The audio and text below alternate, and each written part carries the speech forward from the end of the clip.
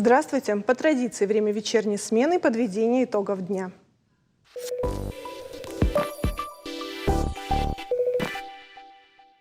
«15 декабря Федеральная налоговая служба проводит День открытых дверей о введении Института единого налогового счета для налогоплательщиков.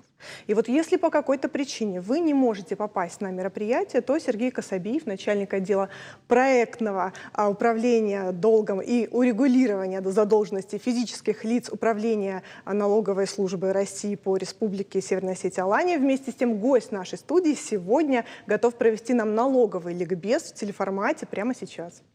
Здравствуйте. Добрый вечер. Спасибо, что пришли. Итак, вот этот день открытых дверей, он для чего нужен нашему населению, по-вашему? Смотрите, с 1 января 2023 года вносятся изменения в Налоговый кодекс Российской Федерации, согласно которого появляется новое понятие, как единый налоговый счет. То бишь это новый институт, который разработали наша вышестоящая служба. Для чего придумали единый налоговый счет? То бишь, я не знаю, вы платили когда-нибудь налоги? Конечно. Платежки заполняли? Как правильно отвечать на этот вопрос? Вся проблема в том, что когда налогоплательщики к нам обращаются, либо, может, сторонние организации, приходится заполнять платежи. И там очень много реквизитов, порядка 15 их было, и сейчас еще они есть. И часто допускались ошибки, что приводило к дополнительному начислению налогоплательщиками? пений. Да, налогоплательщиками.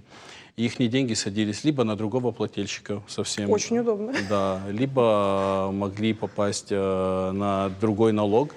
И это приводило к тому, что у плательщика образовывается недоимка.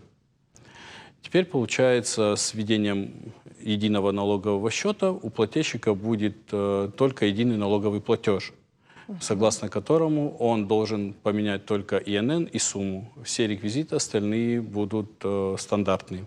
Как интересно. То есть это, получается, максимально упростить задачу налогоплательщику? Да. А какие там могут возникнуть сложности или одни преимущества? В основном одни преимущества. Давайте их перечислим. Во-первых, то, что у плательщика не будет возможности ошибиться. Да, и мороки с цифрами. Практически, да, мороки нету. Во-вторых, сроки уплаты налога ставят только 28 число каждого месяца. То бишь он до 28 числа может пополнить свой счет, либо у него может быть на счету переплата, с которой мы зачтем сумму в его декларацию.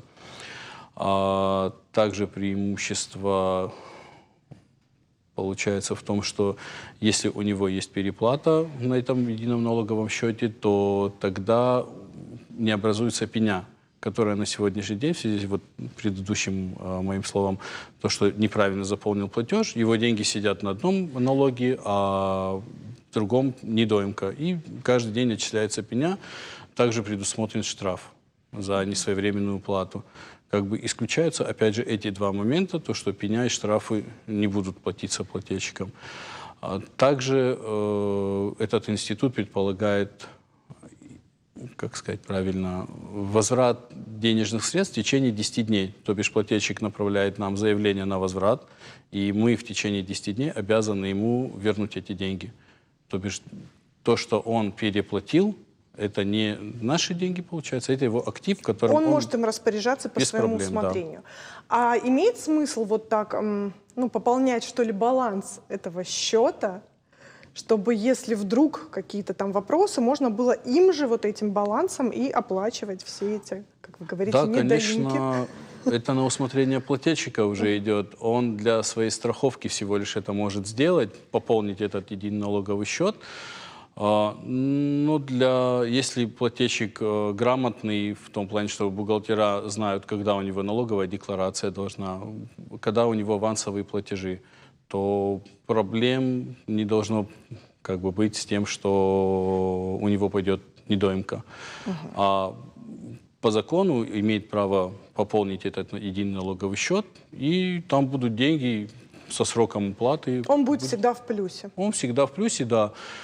Если у него будут какие-то вопросы по его счету, он может в личный кабинет налогоплательщика зайти, посмотреть там полностью его сальдо по переплате, также посмотреть все налоги, какие у него есть, начисления, то бишь уплаты, и закрыть этот вопрос. Вы сказали сальдо.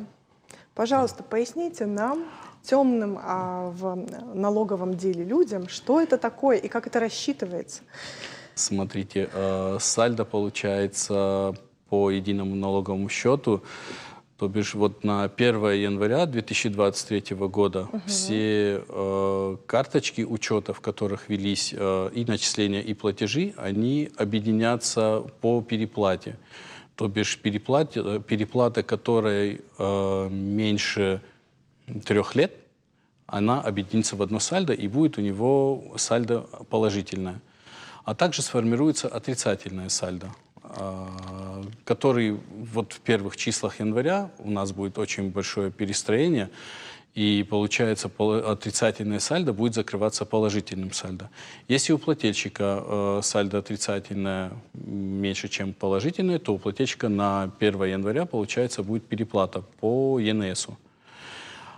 Теперь получается, если у плательщика сальдо положительное меньше, чем отрицательное, то бишь его начисление, то все зачтется по иерархии, то бишь сначала закроются налоги со старыми сроками уплаты, потом текущие начисления, после этого пени, штрафы и проценты. Также бывает нулевое сальдо, то бишь начислено, уплачено по нулям, и все. Я себя просто чувствую на уроке высшей математики. Да. Но я думаю, все намного проще для тех, кто регулярно платит налоги. Хорошо, вы не раз уже упомянули о том, что изменения будут с 1 января, да, для налогоплательщиков. Давайте подробнее на этом остановимся. Что еще ждать? Получается, на сегодняшний день с 30, если я не ошибаюсь, июня по 1 января был пилотный проект. Туда нам включили организации, которые именно крупные налогоплательщики, которые хотели поучаствовать. Вот, получается, пока что это добровольно, была их воля поучаствовать в этом проекте, то бишь чтобы их карточки объединили, чтобы у них появился этот единый налоговый счет. И они на сегодня платят как бы по отзывам наших налогоплательщиков, никаких проблем у них практически не бывает. Ну, конечно же, не без этого, но вроде бы быстро реагируем. А по поводу того, что с 1 января это уже будет массово, полностью все налогоплательщики переходят, начиная от юридических лиц, индивидуальных предпринимателей, физические лица, точно так же они объединятся у них объединится все в единый налоговый счет. Хорошо, теперь перейдем от такой официальной части к вопросам персонального характера. Вот грядет у нас Новый год, и все будут стараться закрыть свои долги, свои долговые обязательства погасить. Вот физическим лицам на какие долги в первую очередь стоит перед государством обратить внимание? Давайте такую памятку, да? Да, смотрите, 1 декабря истек срок уплаты имущественных налогов. То бишь таких налогов, как транспортный налог, земельный налог и имущество, налог на имущество. Дополнительно еще есть налог на доходы физических лиц, то бишь от продажи квартиры, от продажи транспортных средств, также валютные, если какие-то у них операции были, где они получили доход. Это все облагается 13%, и определенная категория лиц попала к начислению. 1 декабря у нас прошло начисление за 2021 год. То бишь все имущество, которое было в 2021 году, оно обложилось налогом. Теперь тем, кто не оплатил вовремя? Да, тем, кто не оплатил налог, у нас предполагается пеня. Вот такой подарочек. Да, ну подарочек, да, небольшой. Также После этого будет у нас принудительное взыскание задолженности, то бишь мы отправим требования плательщикам, чтобы они оплатили. После этого у нас будет взыскание с лицевых, с счетов. Если они и так не оплатят, то тогда мы применим 48-ю статью Налогового кодекса, согласно которой обратимся в суд на получение судебного приказа. И тогда уже судебные приставы будут арестовывать имущество. Ну, надеюсь, до этого не дойдет. А как же вот налогоплательщику удобнее всего сегодня можно внести вот все эти суммы необходимые, чтобы погасить свои задолженности и войти в Новый год без старых долгов? Самый удобный, по мне, это личный кабинет налогоплательщика. Открывается очень легко, либо через приложение «Личный кабинет физлица». Туда можно зайти через госуслуги. Логин, пароль вбиваете, и заходит, полностью отражаются все начисления, во-первых, чтобы человек понимал, за что ему начислили, как. Также у него отражается сумма недоимки, которую он должен оплатить. Он просто нажимает на эту недоимку и вносит реквизиты своей карты. Из карты оплачиваются эти платежи. Также он может посмотреть имущество, которое у него в собственности. Если чего-то не хватает, или если что-то наоборот у него лишнее, он там же в приложении нажимает на него и сообщает налоговому органу. Мы, в свою очередь, обращаемся в органы Росреестра либо ГАИ, для того, чтобы они нам предоставили корректные сведения. Вот по вопросу взыскания налогов, вы говорите, обращаетесь к службам для принудительного взыскания налогов, да? А не бывает ли так, что сумма взыскивается, а человек сам оплачивает свой долг, и это как бы двойная такая финансовая нагрузка на него, и потом очень сложно разобраться? Да, бывает такое вот, тоже. Пожалуйста. Не будем отрицать. Но эти случаи, как сказать... Как быть вот этому человеку, да, который оказался между двух ситуации огней? Ему лучше всего обратиться в налоговый орган, его полностью проверят на наличие реальной задолженности. Часто бывает, вот для чего ИНС придумали, человек, да, оплатил, но он немножко ошибся в реквизитах, даже ИНН чуть цифру другую поставил, в одной цифре ошибся, и его платежи в невыясненных сидят, и мы не знаем, на кого посадить эти суммы, пока человек к нам не обратится. Вся проблема только в этом. Для этого мы и придумали этот ЕНС, единый налоговый счет, чтобы всем было удобно и хорошо. Если человек, конечно, в такую ситуацию попал, еще раз повторюсь, в налоговый орган обращается, мы ему полностью просматриваем карточки, и тогда помогаем ему в приставах закрыть его вопрос. Если двойное взыскание все-таки произошло, то бишь он самостоятельно оплатил, а также приставы с него удержали. Здесь два варианта. Либо приставы самостоятельно возвращают на основании нашего уточнения, мы отправляем им уточнение, и они возвращают деньги плательщику. А если же приставы уже распределили свои денежные средства в счет налоговой, и у плательщика образовалась переплата по налогам, тоже не проблема. Налоговый орган самостоятельно возвращает эти деньги налогоплательщику. Хорошо, вы так складно это говорите. Хочется верить, что и в реальности именно так все и происходит. И налогоплательщикам не придется бегать от организации к организации, и все это решится буквально в 2 действия. У вас есть возможность обратиться сейчас к налогоплательщикам, призвать их посетить День открытых дверей, который организует ваша служба, и также призвать их заплатить свои налоги.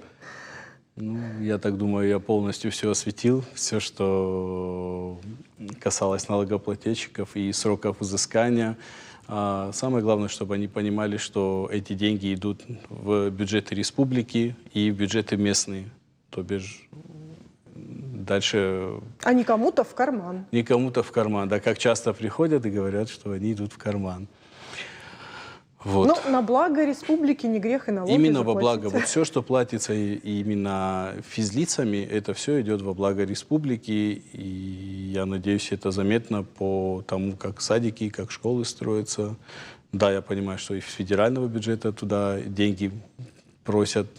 но часто именно денег физлиц достаточно для того, чтобы отремонтировать, выплатить зарплату. И сделать этот мир чуточку лучше. Спасибо вам большое, Сергей. Вам также. А у нас реклама на канале. Не переключайтесь.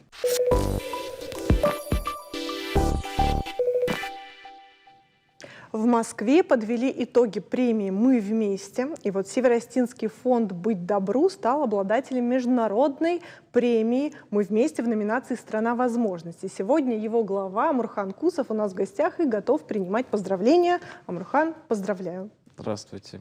Ты наш любимый, Спасибо. постоянный гость. Спасибо. Я буду очень удивлена, если кто-то из зрителей тебя не видел и не знает, но все же. Давай расскажем про то, как ты оказался вот в Москве, на сцене, и твои эмоции по поводу. Всем добрый вечер. Хочу вначале поблагодарить жителей нашей республики. Конечно, это ваши коллеги, вы в том числе. Это жители других регионов нашей страны, которые поддержали нас в народном голосовании. 20% успеха в этом проекте форум «Мы вместе» роль играло именно народное голосование. И огромное всем спасибо за то, что поддержали наш проект. Чуть меньше года назад мы отправили заявку на этот форум. 31 тысяча заявок участвовала в конкурсе. В первый год этот форум носит международный статус. И правда он был международный, потому что более 10 тысяч участников было на форуме. Ты так идешь на форуме, представители там Зимбабве, разных стран. Вот очень приятные ребята были из Беларуси. Им, кстати, привет, если увидят. Вас по Беларуси показывают же? Я очень на это надеюсь. Вот им большой привет. И реально был международный, когда ты мог пообщаться с лидерами других государств или с первыми леди. Вот мне очень понравилось, кстати, вот Зимбабве первая леди, очень такая красочная, красивая. Колоритная. Да, вкусная, я бы сказал. И 31 тысяча заявок, потом в финал прошло более 3000 проектов. Ну, там был сперва полуфинал, мы прошли, и мы в Осетии думаем, да не, мы вряд ли пройдем финал. Спасибо уже и за полуфинал, мы были рады, спасибо. Кстати, все, кто прошли полуфинал, им давалась возможность в любой регион нашей страны путевка. К сожалению, не смог никуда поехать. А так многие полуфиналисты, они посетили кто-то Калининград, кто-то Север, ну, по-разному. Да. Потом вдруг проходим финал, 112 проектов прошли финал. Мы единственные из СКФО.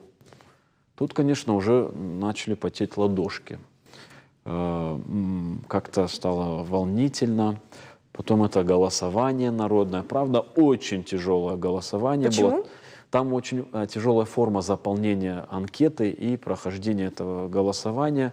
Легче, как я всегда там подмечал в комментариях, я говорю, легче стать матерью, чем проголосовать на этом конкурсе. А почему это специально было сделано? Да, специально, с какой целью? чтобы не было никаких накруток программных и так далее. Все, чтобы было честно, максимально прозрачно. И тут мы приезжаем на форум финалисты. Конечно, форум очень серьезный, с участием президента Российской Федерации. Так получилось, что я прям сидел напротив. И мы, конечно, ждали нашего президента. Были первые лица нашей страны. И вот когда он вышел, выступил, все-таки я хочу сказать, что как поддерживаю добровольчество в нашей стране, волонтерство, вообще все вот добрые инициативы, мое мнение, ни в одной стране так не поддерживается. Такое внимание, такое финансирование и многое другое. А почему ты думаешь, в нашей стране вот такое развитие получило добровольчество? Вы знаете, потому что все-таки российский народ, потому что мы с тобой дружим. Российский народ, и сам по себе, если говорить вот русский народ, остинский народ и так далее, внутри это очень добрые, теплые люди, вы знаете, вот. И вообще Россия такая страна То есть удивительная. природная склонность. Мне кажется, вот суровость природы дала нам Мягкость обязательство души. быть добрыми, да. И Владимир Владимирович очень так довольно-таки долго выступал, О чем он поздравлял. говорил?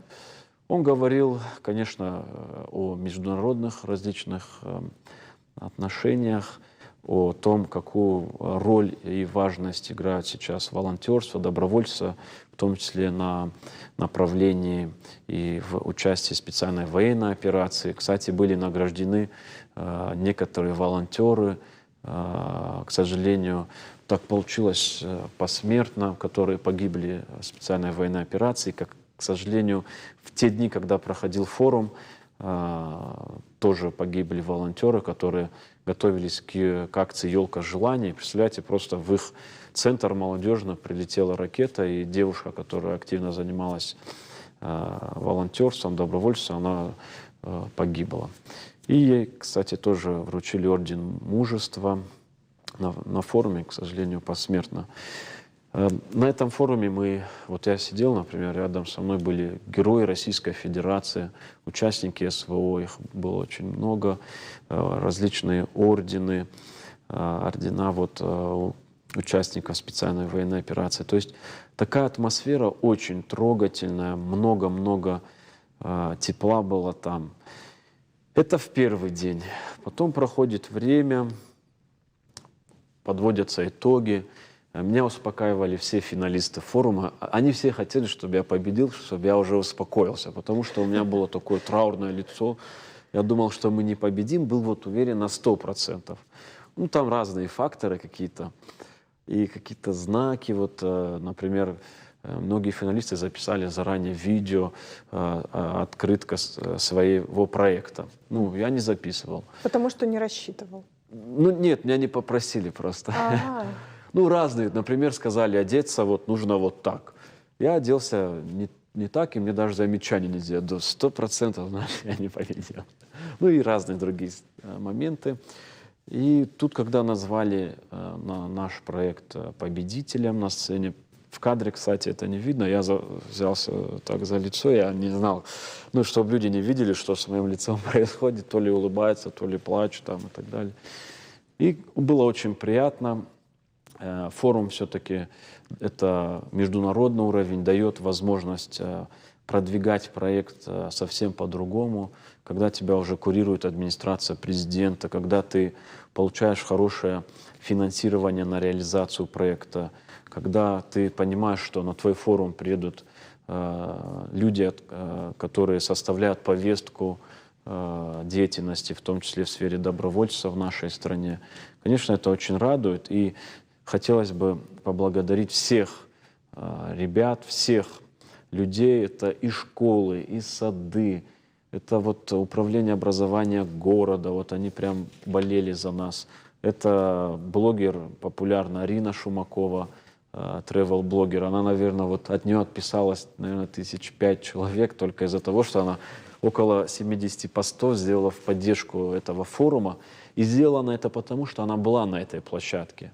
Чтобы вы понимали, здесь никто деньги не зарабатывает на этом проекте. Это все добровольческие мероприятия.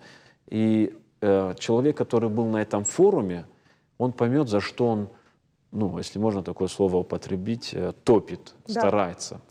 Со всей России, и не только там, Южная Осетия, Абхазия всегда принимают участие. Люди с проблемами здоровья съезжаются в Осетию. Их учат писать социальные проекты, бизнес-проекты. Их учат, стараются сделать все, чтобы они социализировались. Очень большое направление у нас идет мотивация ребят, участников. И, конечно, когда ты посещаешь этот форум, ты понимаешь, что это совсем другая атмосфера. Порой даже думаешь, что это не планета Земля, потому что самое первое слово, что приходит в голову, это добро, реально добро. Люди, которые, извините, без ног, без рук, хотят чего-то добиться, помогают. Люди с проблемами здоровья помогают здоровым. Вот самое интересное.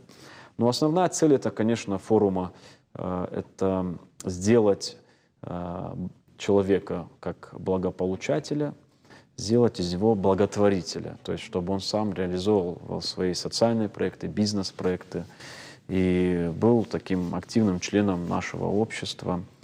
И хочу еще поблагодарить руководство нашей республики за то, что тоже поддержали активно. То есть здесь возможно победить, когда ты симбиоз общества, государства, гражданских активистов, общественных объединений. Вот когда это все вместе, тогда я уверен, что любой человек сможет победить. Вот у нас так получилось. Ну, я-то не верил, что мы победим, правда не верил. Потому что участники были такие серьезные, крупные федеральные организации, которые там ежегодно помогают миллионам гражданам, и не только России. Ты думаешь, да как возможно их обогнать там. Но при этом нужно отметить, что наш проект из Осетии набрал больше всех голосов за всю историю этого форума. Не только в своей номинации, во всех номинациях за нас проголосовало больше всех. И если сравнивать цифры прошлогодние, то мы набрали в 3 раза больше голосов, нежели прошлогодний победитель. То есть это тоже какой-то такой результат. И, Говоря «мы», кого конкретно ты имеешь в виду, свою команду? Давай перечислим. ну, говоря «мы», в первую очередь я имею в виду нашу республику. Это все-таки проведение таких мероприятий для Осетии – это очень полезное дело. Мы становимся таким центром развития инклюзии в нашей стране. И, как говоря «мы», я в том числе имею в виду команду, это волонтеры, это участники форума. Вы представляете, люди, которые, например, глухонемые, они агитировали за нас голосовать. Незрячие мне... Вы представляете, такое сложное голосование, и я должен был незрячему объяснить, как это сделать. Вот очень приятно, много наших старших людей, которым уже давно за 70, они тоже звонили, просились там проголосовать и так далее. Ну, мы старались, объясняли им, правда, очень сложное голосование было. Ну, в итоге мы победили. Для спортсменов, у спортсменов есть Олимпиада. Да. Вот я, например, Седаков Заур, борец. Я выиграл Олимпиаду, это, можно сказать, пик, да, какой-то карьеры. А у общественников, у гражданских активистов, у некоммерческого сектора Олимпиада, на мой взгляд, именно вот это мероприятие, когда тебя отмечают на уровне президента Российской Федерации, когда, опять-таки, нас потом собирал и Кириенко тоже поздравлял. Пригласили нас на Санкт-Петербургский экономический форум. Ну, буду тоже там участвовать. Помимо этого, статус-то у нас уже международный, то есть у нас какие-то уже обязательства. Не только участники из Южной Осетии и Абхазии, теперь будут участники из тех дружественных стран нашей страны, которые пожелают приехать в Осетию. Мы пригласили супругу президента Зимбабве. Надеюсь, она тоже Ни приедет. разу не удивлена. Амурхан, как теперь видоизменится проект и, ну, наверное, новые перспективы открываются для вас, Ну, для вашего детища?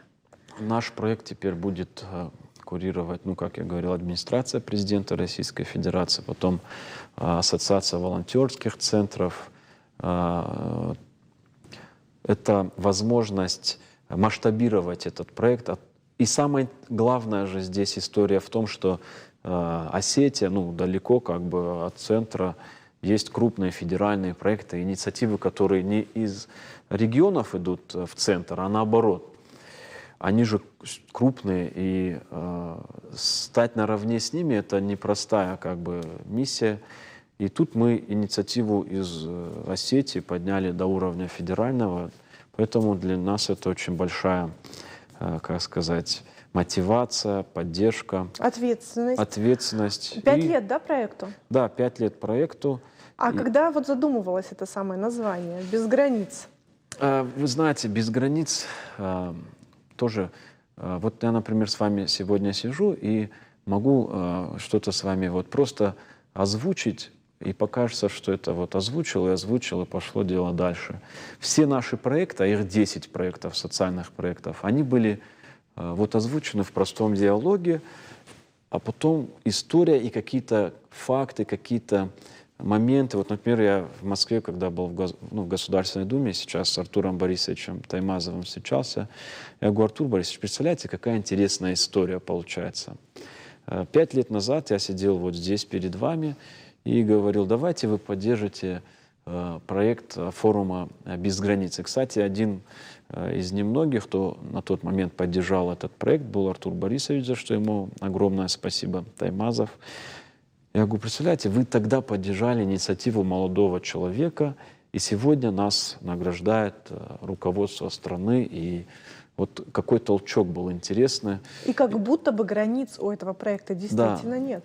Границ у этого проекта нет, потому что, вы знаете, когда ты на форуме гуляешь и видишь, там, я не знаю, незрячие стараются увидеть звезды, остинские звезды, да, приехали из разных регионов России и хотят увидеть звезды. И представляете, у них это получается.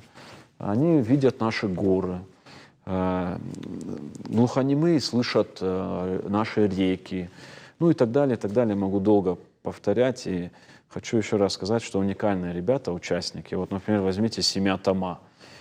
Здоровый абсолютно парень. Кстати, участник специальной военной операции, недавно вернулся. Долгое время он находился там. У него жена, супруга, девушка, которая у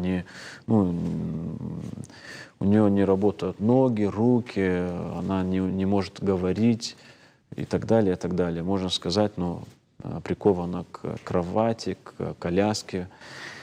И при этом участники форума, у них большая любовь, она стала матерью абсолютно здорового ребенка. То есть вот такие у нас участники, разные. Кто бы поверил, что вот такая любовь возможна, и когда ты видишь, что девушку, которая не может двигаться не может, но при этом очень красивая, кстати, вот прям как вы, вот просто красавица невероятная. Но она стала матерью, она активно ведет социальные странички, она очень такая социализированная, и они, кстати, из Моздока. И вот им большой привет, крутые ребята. Вы, наверное, ведете вот в своей организации, в своем фонде счет тем, кому удалось помочь. Да. Мы можем знаете, сейчас вот, озвучить цифру? Кстати, вот счет уже как бы стараюсь не вести, потому что, когда просят данные там и так далее, конечно, мы отчеты сдаем. А почему стараетесь не вести? Потому что очень сбиваюсь счета. Как бы это скромно ни звучало, но сбиваю счета, потому что очень много людей проходят через нашу организацию. Это не только те, которые получают помощь на лечение, это операция, реабилитация, медикаменты, технические средства реабилитации. Это разные истории, к которым мы очень так конкретно подходим и ежедневно. Вот если говорить о материальной помощи на лечение, конкретно лечение, то это уже почти 4000 человек. Может, для кого-то эта цифра покажется небольшой за 10 лет, но я вам скажу, это очень крутой результат. Очень крутой результат. И опять-таки он возможен благодаря взаимодействию с органами государственной власти. В данном случае это Министерство здравоохранения нашей республики, это Министерство здравоохранения Российской Федерации, мы с ними тоже взаимодействуем. Это Министерство труда и социального развития, Фонд социального страхования. Кстати, на днях звонил Залине Гацировне Айларовой. К сожалению, она не работает, больше не возглавляет этот фонд социального страхования. Но я искренне благодарен абсолютно всем людям, которые ранее были министрами. Сегодня они не министры, были госслужащими, там, разными начальниками. Люди, которые душевно относились к каждой проблеме, которую мы озвучивали. А были те, кто отказывал? Вы знаете, вот очень тяжело отказать нам. Вот как вы бы отказали? Я бы нет. Да. А вы представляете, когда я еще включаю обаяние, то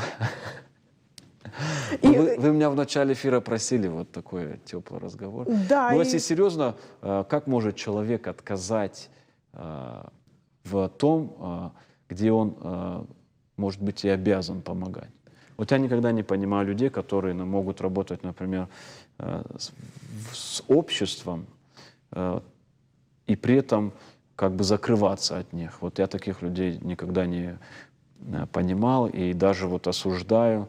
И когда я вижу, что где-то там, извините, пожилая женщина в коридоре стоит и нет ни одного стула, а заходишь в приемную, там 150 стульев и так далее, я такие моменты, конечно, осуждаю. Самое главное, вот что я для себя уяснил, и что и чему меня научили, например, в том же Министерстве труда и соцразвития, это тепло относиться к людям. Это очень важно. Вы знаете, вот у нас, например, правило, единственный запрет в нашем офисе, там написано большими буквами: плакать может только Амурхан. Вот это единственный запрет, который есть в нашей организации, потому что мы против того, чтобы люди плакали, тем более с нашим замакульским юмором мы стараемся это пресекать вот как-то так. А как хватает на все это вас, ваших коллег? Вы знаете, вот вокруг нашей такой доброй организации объединились те люди, которые абсолютно не ленятся, абсолютно. Не ленятся? Нисколько. Но ведь это даже не про лень. И вы знаете, это многое про лень, когда тебе надо загрузить несколько КАМАЗов гуманитарной помощи для военных. Конечно, это непросто и тяжело.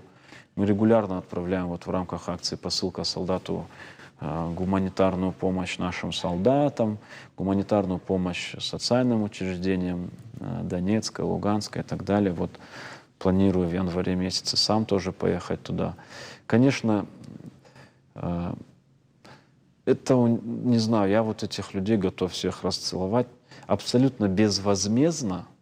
Вот я сейчас с вами здесь сижу, общаюсь, да, а ребята находятся на проекте «Вешалка добра», спускают, вот люди приносят одежду, там, разное-разное, спускают, фасуют, сортируют. Пока я с вами здесь, прямой эфир, я сейчас к ним пойду. Потом они отправляют все на химчистку, привозят, это все вешают, раздают. Каждую субботу, кстати, я озвучу тоже, с 10 до 4 мы оказываем помощь людям, которые находятся в тяжелой жизненной ситуации. И хочу вот для телезрителей конкретно именно те, которые самостоятельно себя не могут, нет возможности купить одежду, продукты и так далее. Можете обращаться к нам за помощью. Шмулевича 8Б, центр «Мой бизнес», каждую субботу с 10 до 4. Еще раз повторюсь, только те, которые реально нуждаются в помощи, при себе иметь паспорт. Разные проекты, люди, опять-таки, у нас есть семейные люди, у которых есть дети, у которых есть родители, и они же находят время. И, кстати, вот что я еще заметил, когда вот встречаешь людей по жизни, которые говорят: ой, я не успею, да у меня не получилось, да времени не было, еще что-то. Вот таких людей вокруг нас нет. Все успевают как-то. А я фразу сегодня прочитала, видимо, к нашей беседе, да, что чем больше делаешь, тем больше успеваешь. Да, чем больше делаешь, тем больше успеваешь, согласен. И самое, вот когда еще спрашивают, а как вы все успеваете? Реально, вот задыхаемся, устаем, можно перенести на завтра. Реально, может, это глупость, надо делить как-то работу на 2-3 дня. Но мы вот можем до 3, до 4 ночи, порой, особенно в час, этот почти уже, в феврале будет год, как нашей акции «Посылка солдату». И мы можем прям до поздней ночи, вот потом, кто нас увидит, мы все на полу лежим, спим, я не знаю, устаем, конечно. Так получается, что вот в этом ритме и в этой загрузке вам просто не до слез? Ну да, нам не до слез, но, вы знаете, еще юмор помогает очень. Может быть, Тот самый заманкульский. Не всегда может быть такой понимаемый обществом юмор, но помогает. Даже вот какие-то сложные очень моменты, или вот перед тобой сидит мама, да, у нее больной ребенок, она вот плачет, вот горе в семье. И стараюсь как-то подбодрить, я не знаю, всякие шуточки, прибауточки, все дела. Но у нас есть в команде смешные люди, на них просто надо посмотреть и уже радуешься. Ну, один из них я как бы. Здорово. Я желаю, чтобы вот этого запала у вас с каждым годом все прибавлялось, и чтобы ваш проект, он действительно оправдал свое название, теперь уже международный, Спасибо. и чтобы границы для вас стерлись. Если можно, я еще раз поблагодарю вас лично, ваших коллег, потому что от вас очень многое зависит. Все важные социальные мероприятия, начиная от донорства костного мозга, заканчивая различными мероприятиями, акциями, вы освещаете эту деятельность, и где-то 50% роли — это вы. Поэтому огромное спасибо всем за помощь.